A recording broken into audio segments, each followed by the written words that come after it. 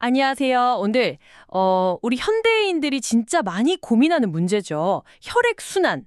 이거 한번 제대로 파헤쳐 보려고 합니다. 혹시 뭐 순발이 좀 유난히 차갑다거나 아니면 이유 없이 피곤하다, 머리가 멍하다 이런 느낌 받아보신 적 있으세요? 이게 어쩌면 다 혈액순환이랑 관련이 있을 수 있거든요.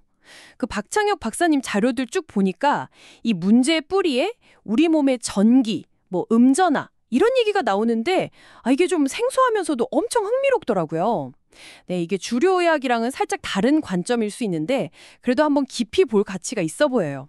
자, 이걸 한번 풀어보죠. 네, 맞아요. 혈액이 우리 몸의 생명선이다. 이건 뭐 다 아는 얘기잖아요. 근데 그 피가 왜 잘 안 돌까? 왜 막힐까? 그 근본 원인을 찾다 보면 그 혈액세포 자체의 어떤 전기적 성질에 주목하는 거. 이게 상당히 재밌는 접근입니다. 오늘 자료들이 딱 그 부분을 다루고 있고요. 박장혁 국사님 설명을 기반으로 해서 혈액세포가 도대체 왜 엉기는지, 그게 우리 건강에 어떤 영향을 주는지, 그리고 해결책은 또 뭔지 그 원리를 좀 집중적으로 파헤쳐 보겠습니다. 좋습니다. 그러니까 단순히 피가 잘 안 도네 이 정도가 아니라 그 진짜 이유가 우리 몸의 어떤 미세한 전기 시스템, 그리고 우리가 매일 먹는 음식, 뭐 생활 방식 이런 거랑 어떻게 연결되는지 그 고리를 찾는 게 이번 탐구의 핵심 목표라고 할 수 있겠네요. 네, 당신이 이 좀 복잡해 보이는 정보들 속에서 진짜 건강을 위한 어떤 실마리를 딱 잡아가실 수 있게 저희가 좀 안내를 해드릴게요. 그럼 먼저 혈액순환 안 좋을 때 나타나는 증상들부터 좀 짚어볼까요? 손발 차가운 건 기본이고 뭐 어지럼증, 두통, 심지어는 기억력 떨어진다는 분들도 계시고요. 이게 다 왜 생기는 걸까요? 자료 보니까 핵심은 그거더라고요. 혈액세포, 특히 적혈구가 원래는 따로따로 다녀야 하는데 얘네들이 서로 막 달라붙어서 덩어리가 되는 현상, 뭐 혈액응고 아니면 연전 현상 이런 거요. 네, 여기서 정말 흥미로운 지점은 그 덩어리즘이 가져오는 결과예요. 건강한 적혈구는 크기가 한 7, 8 마이크로미터? 그 정도 되거든요. 근데 우리 몸에 제일 가는 혈관, 그러니까 모세혈관 중에는 이거보다 더 좁은 데도 있단 말이죠. 원래 적혈구는 모양을 막 바꿔가면서 거기를 한 줄로 쏙 빠져나가야 해요. 근데 자료에서도 강조하듯이 적혈구가 여러 개 뭉쳐버리면 이 좁은 길을 통과하는 것 자체가 그냥 물리적으로 불가능해지는 거죠. 그러니까 그냥 좀 느리게 가는 정도가 아니라 아예 그냥 길이 막혀서 못 가는 상황까지 간다는 거네요. 정확합니다. 그 모세혈관이라는 게 우리 몸 전체 혈관 길이의 뭐 90% 이상을 차지하고요. 실제로 세포랑 직접 뭔가 주고받는 최전선이거든요. 거기가 막히면 해당 조직 세포들은 신선한 산소랑 영양분을 못 받게 되는 거예요. 그리고 동시에 세포 활동 결과로 생긴 이산화탄소나 뭐 여러 노폐물들 있잖아요. 이것도 피를 통해서 제대로 빠져나가질 못하고 그냥 거기에 쌓이는 거죠. 와, 세포 입장에서 보면 진짜 고립되고 굶고 막 쓰레기 더미에 파묻히는 그런 상황이네요. 그렇죠. 그리고 이게 뭐 잠깐 그러고 마는 게 아니에요. 자료에서는 이런 상태가 계속되면 오래된 세포를 제때 치우고 새 세포로 바꾸는 우리 몸의 자연스러운 재생 과정까지 방해받는다고 지적해요. 결국엔 전반적인 몸 기능이 떨어지고 만성적으로 에너지가 부족한 상태로 갈 수밖에 없는 거죠. 심장은 또 어떻게든 피를 보내려고 막 더 세게 펌프질을 하겠죠. 그럼 이게 계속되면 혈압 문제나 심장 자체에 무리가 갈 수도 있다. 뭐 이런 설명도 나오고요. 더 나아가서는 세포에 노폐물 쌓이고 산소 부족해지면 몸 전체가 산성화되는 거랑도 아주 관련이 깊다고 보고요.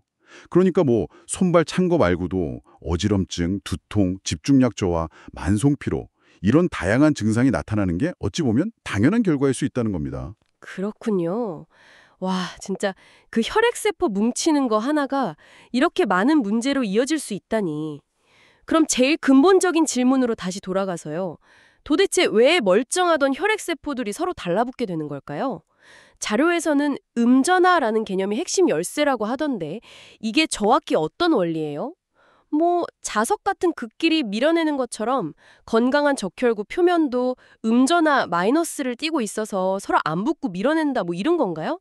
여기가 정말 흥미로워지는 지점인데요. 네, 바로 그 음전화가 혈액이 잘 흐르게 하는 핵심 원리라고 자료는 설명합니다. 건강한 적혈구 세포막 표면에는 뭐 씨알산 같은 물질 때문에 자연스럽게 음전화를 띠게 되거든요. 이 음전화들이 서로에게 밀어내는 힘, 그러니까 정전기적 반발력을 만들어요.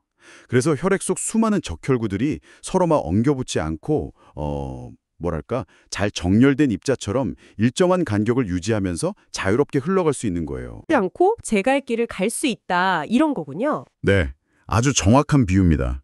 이 반발력 덕분에 수백만 개의 적혈구가 아주 좁은 모세혈관에서도 엉키지 않고 어떨 땐 막 몸을 접어가면서까지 한 줄로 질서 있게 통과할 수 있는 거죠. 이걸 통해서 뇌 가장 깊은 곳부터 손끝, 발끝, 미세한 조직까지 산소랑 영양분을 효율적으로 보내고 반대로 세포에서 생긴 노폐물을 또 효과적으로 가져올 수 있는 거고요. 자료에서도 보면 건강한 혈액은 현미경으로 봤을 때 적혈구들이 동글동글하고 깨끗한 모양으로 서로 딱 떨어져서 활발하게 움직인다고 강조해요. 반면에 문제 있는 혈액은 적혈구들이 꼭 동전 뭉치처럼 서로 달라붙어 있거나 이걸 연전 현상이라고 하죠. 모양도 막 찌그러져 있고 움직임도 둔하다고 하고요. 와, 우리 몸속 피의 흐름이 이렇게 미세한 전기 원리로 돌아가고 있었다니 진짜 놀랍네요. 결국 혈액순환이 좋다는 건 그냥 피가 잘 돈다 이게 아니라 이 음전화 시스템이 잘 작동해서 모든 혈액세포들이 제 역할을 다 할 수 있는 상태, 이걸 의미하는 거군요. 네, 박창혁 박사님 자료는 바로 그 점을 핵심으로 보고 있는 것 같아요. 음전화가 충분해야 피가 맑고 잘 흐르고 우리 몸 모든 세포가 최상의 환경에서 기능할 수 있다는 거죠. 그럼 이제 진짜 중요한 질문인데요. 우리 몸에 꼭 필요한 이 음전화가 도대체 왜 사라지거나 약해지는 걸까요? 왜 혈액세포들이 서로 밀어내던 힘을 잃고 자꾸 뭉치게 되는 거냐는 거죠. 자료에서는 특히 우리가 매일 먹는 음식을 주범으로 꼽고 있더라고요. 구체적으로는 음식에서 나오는 산성 물질이랑 양전화 플러스를 띤 음식의 문제라고 하는데요. 여기서 중요한 질문이 생기죠. 바로 현대인의 식단입니다. 그 제공해주신 자료들을 쭉 보면요. 현대인들이 즐겨 먹는 음식들 있잖아요. 가공식품, 뜨겁게 조리한 음식, 고기, 유제품, 흰빵, 감자튀김, 설탕, 탄산음료 이런 것들이 대부분 우리 몸 안에서 산성 환경을 만들거나 아니면 음식 자체 혹은 소화 과정에서 결과적으로 양전화에 영향을 준다고 분석해요. 잠깐만요. 음식이 양전화를 띈다. 이게 좀 생소한데요. 정확히 어떤 뜻이죠? 음식 자체가 플러스 전기를 가졌다는 건가요? 자료의 설명 방식은 그렇습니다. 그러니까 자연 상태의 신선한 채소나 과일 같은 건 음전화 또는 전자가 풍부한 상태인데 이걸 가공하고 조리하고 정제하는 과정을 거치면서 이런 음전화를 잃어버리고 오히려 양전화 성질을 띠게 된다는 거죠. 또는 몸 안에서 소화되고 흡수되는 과정에서 우리 몸에 음전화를 빼앗아 가는 결과를 낳는다고도 하고요. 이런 음식들이 혈액 속으로 들어오면 적혈구 표면의 음전화를 중화시키거나 빼앗아 가서 결국 세포끼리 밀어내는 힘을 약하게 만든다. 이게 자료의 핵심 주장입니다. 아, 그러니까 양전화 성질 음식을 먹으면 우리 혈액세포의 그 음전화 방어막이 약해지거나 없어져서 서로 달라붙기 쉬운 상태가 된다는 거군요. 네, 그런 메커니즘으로 설명을 하고 있습니다. 심지어 우리가 깨끗하다고 생각하고 마시는 수돗물이나 정수된 물조차도 자연 상태의 물이 가진 음전화를 잃어버린 죽은 물이어서 오히려 몸에 양전화를 늘려서 피로를 유발할 수도 있다. 이렇게까지 얘기해요. 양전화 음식을 먹으면 단순히 피만 끈적해지는 게 아니라 우리 몸 에너지 자체도 소모된다는 설명도 진짜 흥미로웠어요.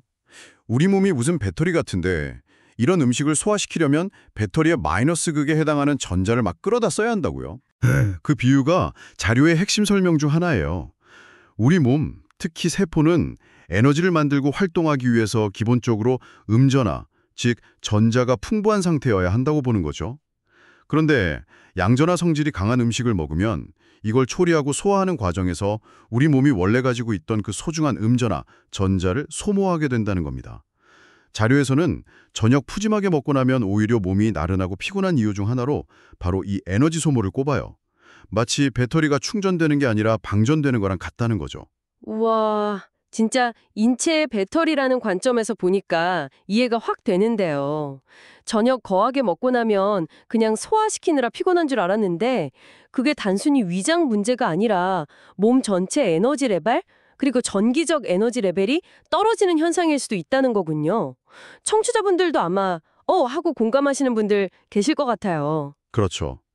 그리고 이런 만성적인 에너지 부족 상태 때문에 사람들이 자꾸 커피나 설탕, 에너지 드링크 같은 각성제에 의존하게 되는 경향도 이거랑 관련이 없지 않다고 자료는 분석해요. 근본적으로 배터리를 충전하는 게 아니라 그냥 임시방편으로 에너지를 막 쥐어짜내는 방식이라는 거죠. 기본적으로 음전화, 즉 에너지는 자연 상태의 알칼리성 식품이나 환경에서 얻을 수 있는데 가공되고 산성화된 현대 서구 식단 대부분은 오히려 우리 몸의 에너지를 빼앗아가는 양전화 공급원 역할을 한다, 이렇게 보는 게 이 자료들의 시각입니다. 자, 그럼 이걸 다 종합하면 무슨 의미일까요? 문제 원인이 혈액세포의 음전화 손실이고 그 주된 이유가 양전화 음식 섭취랑 에너지 소모라면 해결책은 좀 명확해 보이네요. 바로 우리 몸이라는 배터리를 다시 음전화로 충분히 충전시켜주는 것. 자료에서는 크게 두 가지 방법을 구체적으로 제시하고 있어요. 하나는 식단을 바꾸는 거고 다른 하나는 자연이랑 좀 더 친해지는 거예요. 핵심은 전자가 풍부한 알칼리성 식품을 먹어서 몸에 직접 음전화를 공급하는 거예요. 자료에서 구체적으로 추천하는 식품들이 뭐냐면 오이, 샐러리, 브로콜리, 케일 같은 녹색 잎채소들, 아보카도, 레몬, 라임, 그리고 싹 틔운 씨앗이나 견과류 같은 것들이에요. 이런 식품들이 자연 상태에서 음전화를 많이 가지고 있어서 먹으면 혈액세포의 음전화를 보충해주고 세포끼리 밀어내는 힘을 회복시키는데 직접 도움을 줄 수 있다고 설명합니다. 또 미네랄이 풍부한 좋은 물, 특히 알칼리 이온수도 좋은 음전화 공급원으로 얘기하고요. 특히 날 것, 로 상태로 먹는 걸 강조하는 게 좀 인상 깊었어요.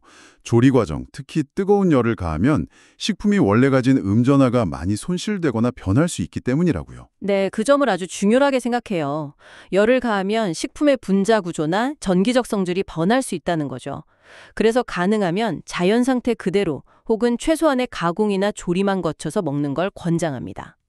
또 흥미로운 점은 보통 매운 음식이나 뜨겁게 조리한 음식이 몸을 데운다고 생각하기 쉬운데 자료에서는 오히려 이런 살아있는 날 것의 알칼리성 식품들이 혈액순환 자체를 근본적으로 좋게 만들어서 몸 전체를 따뜻하게 하는 효과가 더 크다고 주장해요. 피가 맑아지고 잘 흐르게 되니까 손끝, 발끝까지 열과 에너지가 잘 전달된다. 뭐 이런 논리죠. 와, 그거 진짜 우리가 보통 생각하는 거랑은 좀 다른 얘기네요. 생채소가 오히려 몸을 따뜻하게 한다니. 그럼 식단 방향은 높은 비율로 날것 채소랑 과일 위주로 먹고 단백질, 특히 동물성 단백질은 좀 줄이고 설탕이나 가공식품도 줄이고 이걸 지향해야겠네요. 그리고 건강한 식물성 기름, 뭐 올리브 오일이나 아보카도 오일 같은 거. 또 혈액의 전기 전도성을 돕는 좋은 소금, 뭐 켈틱 솔트나 히말라야 핑크 솔트 같은 거 적당히 섭취하는 게 좋다는 거군요. 반대로 산성물질 만들거나 양전화 뜬다고 지목된 고기, 빵, 감자, 유제품, 가공식품, 설탕 이런 건 좀 피해야 하고요. 네, 식단에 관한 핵심은 그렇습니다. 그리고 두 번째 방법은 우리 몸이 직접 자연환경에서 전자를 흡수하는 거예요. 우리 피부가 생각보다 많은 걸 흡수할 수 있는 기관이거든요. 피부를 통해서 햇빛, 특히 적외선 속 에너지를 흡수하고 또 땅, 지구가 가지고 있는 그 무한한 음전화, 즉 자유전자를 직접 받아들이는 게 중요하다고 강조해요. 폐를 통해서는 맑은 공기 속에 있는 음이온을 흡수하는 것도 중요하고요. 특히 맨발로 땅 밟는 거, 그러니까 접지, 얼싱의 중요성을 여러 번 강조하던데요. 이게 구체적으로 어떤 원리인가요? 그냥 맨발로 걷는 것만으로 우리 몸 전기 상태가 바뀐다는 게 신기하기도 하고 좀 낯설기도 하고. 접지, 어싱의 기본 원리는 우리 몸을 지구 표면이랑 직접 전기적으로 연결하는 거예요. 지구 표면은 엄청난 양의 자유전자를 가지고 있어서 거대한 음전화 저장소 같은 거죠. 반면에 현대 생활 속에서 우리 몸은 활동하고 스트레스 받으면서 불필요한 양전화가 쌓이기 쉽거든요. 맨발로 흙이나 잔디, 해변 모래처럼 전기가 통하는 자연 표면에 서거나 앉으면 마치 전기 회로가 연결되듯이 우리 몸이랑 지구 사이에 전자가 이동해요. 자료에 따르면 이렇게 해서 몸 안에 과도하게 쌓인 양전화, 염증이나 통증과 관련될 수 있는 것들은 땅으로 빠져나가고 동시에 지구로부터 좋은 음전화, 즉 전자가 몸으로 흘러 들어와서 전반적인 전기적 균형을 맞춰준다는 겁니다. 아하, 그러니까 땅이랑 접촉하는 게 일종의 인체 전기 시스템 정화 및 재충전 과정 같은 거군요. 우리가 전자제품 접지하는 거랑 비슷한 원리인가요? 네, 유사한 개념으로 이해할 수 있어요. 자료에서는 야생동물들이 항상 맨몸으로 땅이랑 접촉하고 자연상태 물 마시고 신선한 식물 먹으면서도 만성 피로나 현대인들이 겪는 질병 없이 건강하게 사는 모습을 예로 들면서요. 인간도 원래는 자연과의 이런 전기적인 교류를 통해서 건강을 유지하도록 되어 있었을 거다 이렇게 주장해요. 또 고도가 높은 산이나 폭포 주변처럼 자연적인 환경일수록 공기 중에 음이온 농도가 높아서 숨 쉬는 걸로도 전자 흡수에 더 유리하다는 내용도 있고요. 그거 보니 반대로 현대 문명의 많은 것들이 이런 자연적인 전기 교환을 막거나 방해한다는 지적도 되게 날카로웠어요. 우리가 거의 항상 신고 다니는 고무 밑창 신발, 이게 절연체잖아요. 또 합성섬유 옷, 정전기 일으키고 피부 호흡 막고 햇빛 가리는 선글라스, 심지어 우리가 늘 쓰는 와이파이나 휴대폰 전자기파, 자동차나 건물 안에 그 탁한 공기, 이런 것들이 전부 우리 몸이 자연에서 음전을 얻는 걸 방해할 수 있다는 거죠. 야생동물들은 커피나 설탕 없이도 안 지치는데 어쩌면 우리가 만성 피로에 시달리는 이유가 이런 자연과의 단절 때문일 수도 있겠다, 이런 생각도 드네요. 그렇습니다. 우리 몸은 살아 숨쉬고 생작하고 움직이는 모든 순간에 에너지를 쓰고 그 과정에서 필연적으로 양전하 또는 산화 스트레스 같은 걸 만들어내요. 따라서 건강한 상태, 그러니까 충전된 배터리 상태를 유지하려면 외부로부터 꾸준히 음전하를 공급받는 게 필수적이다. 이게 이 자료들의 일관된 주장입니다. 그 공급원이 바로 전자가 풍부한 알칼리성 음식과 물, 깨끗한 공기, 햇빛, 그리고 땅과의 직접적인 접촉이란 이거죠. 음전하는 에너지를 주고 생명을 유지시키며 양전하는 에너지를 빼앗고 노화를 촉진한다. 라는 어떻게 보면 단순하지만 아주 강력한 원리가 모든 설명의 바탕에 깔려 있어요. 정리하자면 전자가 풍부한 자연식 위주의 식단을 먹고 맨발 걷기, 햇볕 쬐기, 맑은 공기 마시기 같은 자연과 적극적으로 접촉하는 생활 방식을 통해 지속적으로 인체 배터리를 충전하는 것. 이게 혈액순환 개선뿐만 아니라 전반적인 건강과 활력 유지의 핵심이라는 결론입니다. 손실이라는 좀 독특한 관점에서 바라봤고요. 이걸 회복하기 위한 방법으로 알칼리성 생식 위주의 식단, 그리고 자연과의 접촉을 통한 인체 배터리 충전이라는 개념을 탐구해봤습니다.